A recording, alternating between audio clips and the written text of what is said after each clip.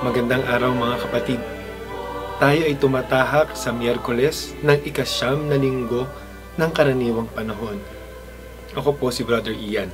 Samahan ninyo ako sa ating pagninilay ng pagbasa sa araw na ito. Sa Ebanghelyo ni San Marcos, ipinabatid ang mga Saduceo, isang maliit na pangkat ng mga mayayaman noon, ay sinubok si Jesus patungkol sa kanyang sinasabi sa pagkabuhay muli. Nagpahayag sila ukol rito mula sa mga sinusulat ni Moises sa kanila at itinaliwas ito sa tunay na diwa ng kasulatan at iniangkop ito sa nais nilang paniwalaan.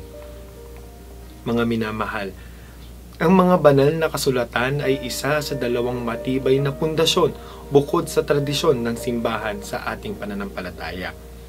Ang mga aral na ating mga tinanggap mula pa sa mga apostoles ay nangangahulugang tunay na mula sa ating Panginoong Hesukristo ang ating mga sinasampalatayanan dahil siya mismo ang nagpahayag ng mabuting balita mula sa Ama.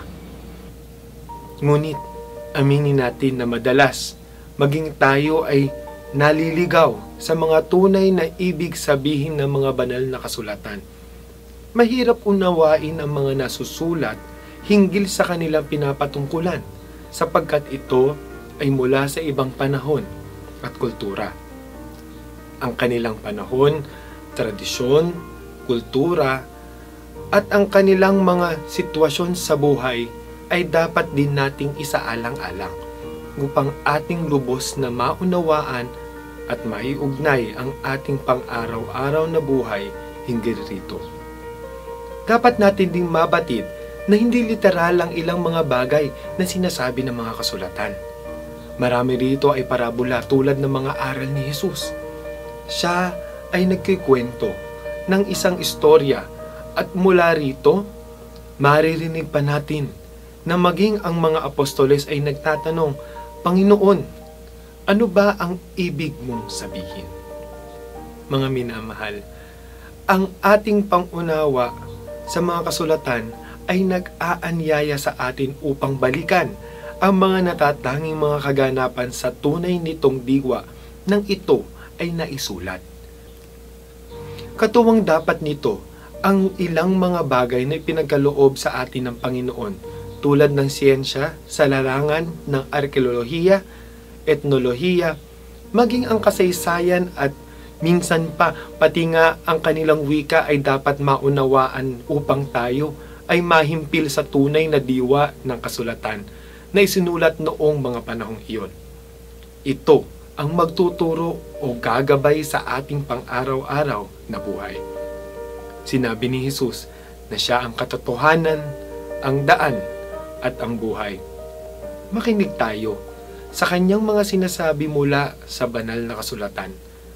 Ang isang pusong masusing naghahanap ng katotohanan ay makakasumpong ng diwa mula sa Panginoon. Ang Biblia, ang ating magiging sandigan sa ating pang-araw-araw na pamumuhay. Kung ating pagninilayang mabuti ang sinasabi ng mga banal na kasulatan, ating mamahalin ito at hahayaang dumaloy ang diwa na masusumpungan natin ang kaalaman. Sa ating kaalaman, hahantong tayo sa karunungan at maiiwasan natin ang mga kamalian na tulad ng mga Saduceo. Tayong lahat ay magiging mga misyonero at misyonera na magdadala ng mga salita ng Diyos lalo na sa mga aba at napapabayaan, di lamang sa salita, kundi maging sa pang-araw-araw nating pamumuhay. Hayaan ninyong makapag-iwan ako ng katagang iniwan ni San Jeronimo.